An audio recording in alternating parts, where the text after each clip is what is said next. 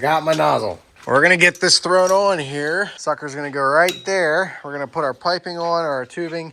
I am 2 hose clamps short, so I might just zip tie them for the time being, and then we'll get some hose clamps at some point.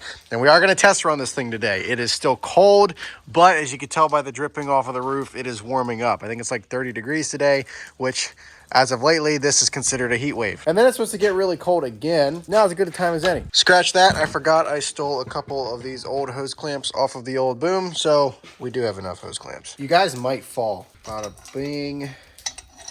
Bada boom. Anybody else get extremely congested in the wintertime? Like, you're just constantly congested? Like, I don't mind the cold, but I hate being congested all the time. There we go. I don't know if anybody noticed in the last video. I don't think anybody did. But if you did, bonus points.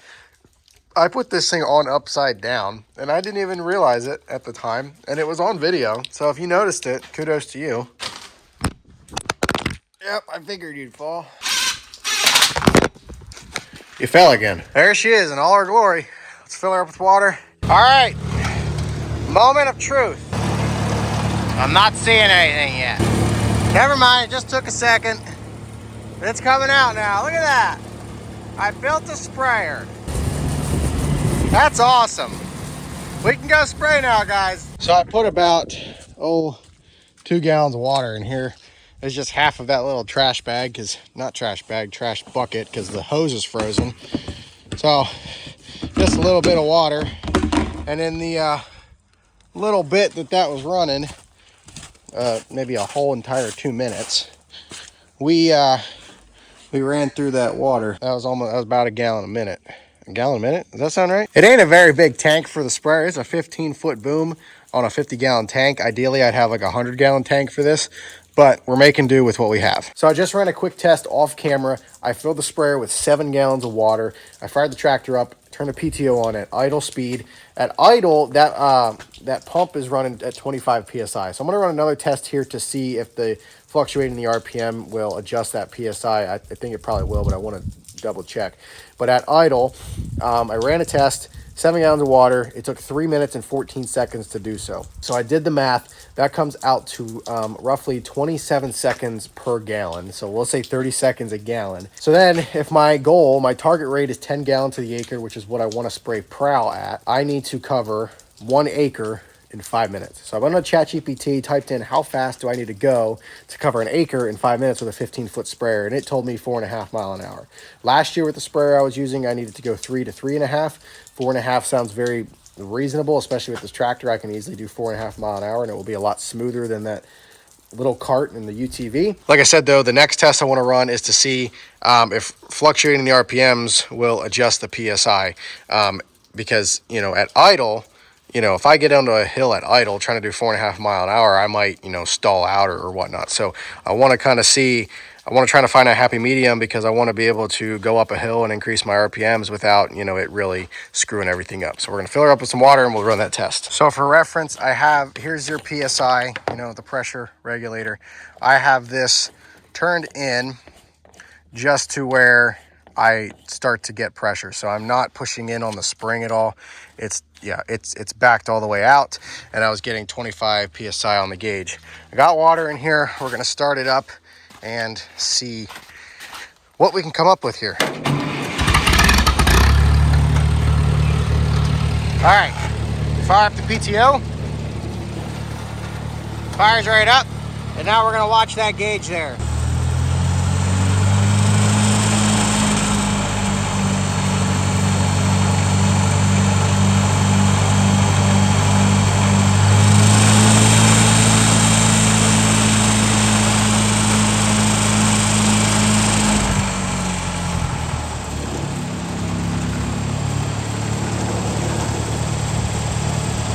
So adjusting the RPM, it does fluctuate the pressure a little bit. but not drastically. It doesn't take it from like 25 or 20 all the way up to 50. At idle, we were hanging probably closer to 15 or 20 maybe at idle, and then revved it up a little bit, got it up to 25 PSI. Not a huge variance. I think we should be okay.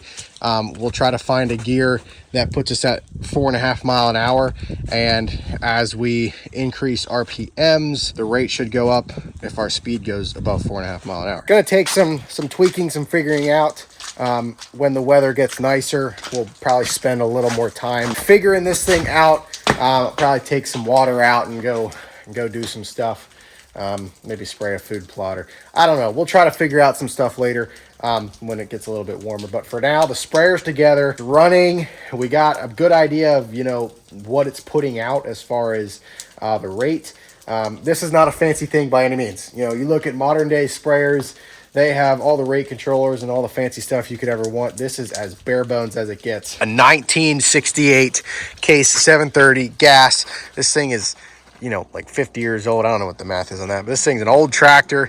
This sprayer was my grandpa's sprayer that was, you know, it was a little tiny. I mean, you saw it before we built it. I mean, it was a tiny little thing. It sat on a Farmall Super C back from the 40s.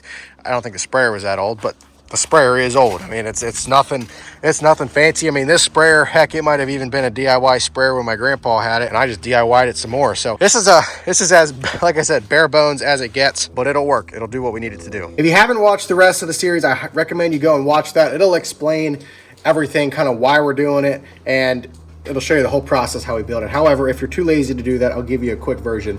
We have a custom operator do all of our spraying for us, or 75% of our spraying. However, we have a couple small fields that they cannot get a 90 or 120 foot boom sprayer into. So in order for me to treat that hay and get the weeds out of there to make it a horse quality hay, which is what my market is, I need to kill the weeds out of there somehow. Last year, I'll put a link to the video up here, but last year I rented a sprayer from a guy.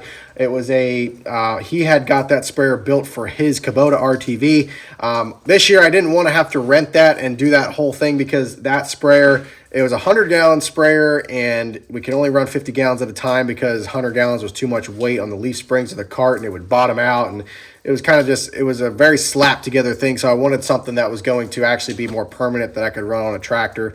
I could run a little faster speed, be a lot smoother going across the field. So this is what we came up with. We had this sprayer at our cabin. And I went through the process of building this.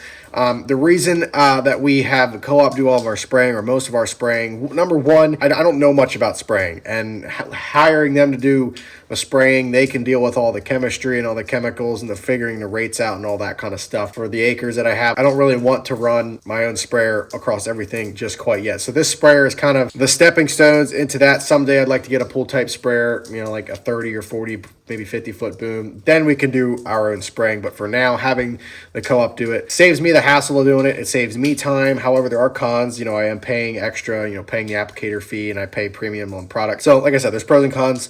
The one nice thing is the people we use, they have an agronomist that's always in contact with me. And so like I'm able to kind of work with an agronomist, and the agronomist, you know, is part of the co-op. So it's a smooth system that they have running there, and it's very helpful, especially being a younger farmer, not knowing a ton about all these chemicals and fertility and a lot of that. So having someone who's a lot more knowledgeable than me, kind of help walk me through all this stuff, help me make, you know, educated farm decisions as far as fertility and spraying and all that. It's very nice. And I do really appreciate that. So I'm kind of paying for that, along with, you know, paying for spraying and that sort of stuff. But like I was saying, as of now, this is what we're going to use to spray our small fields that they cannot get their big sprayer into. That's kind of how we're doing it. I guess another thing is, the guy that I rented the sprayer from last year, he needed it to spray some stuff in the summertime. So I did my spraying in the spring and then sent it back to him. This year I wanted to be able to do some spring spraying for prowl, and then in the summertime, after we take first cutting off, I want to go in and kill out some of the broadleaf. I know it's not ideal to do it in the summer, but I've been advised that, you know, I can do it. It'll just knock the grass back a little bit, which is all right, because really I just want to get the weeds out of there. This is my third year farming these fields, and I haven't yet to get the broadleaf out of there, and there's some horse nettle in spots, and it's, yeah, just not an ideal field for horse hay, if you know what I mean. And that's my market. So building my own sprayer gives me the flexibility to spray that stuff when I want. And then long term, when we have our own sprayer, a bigger sprayer, I'll have the flexibility and hopefully the knowledge by then to do the rest of our spraying.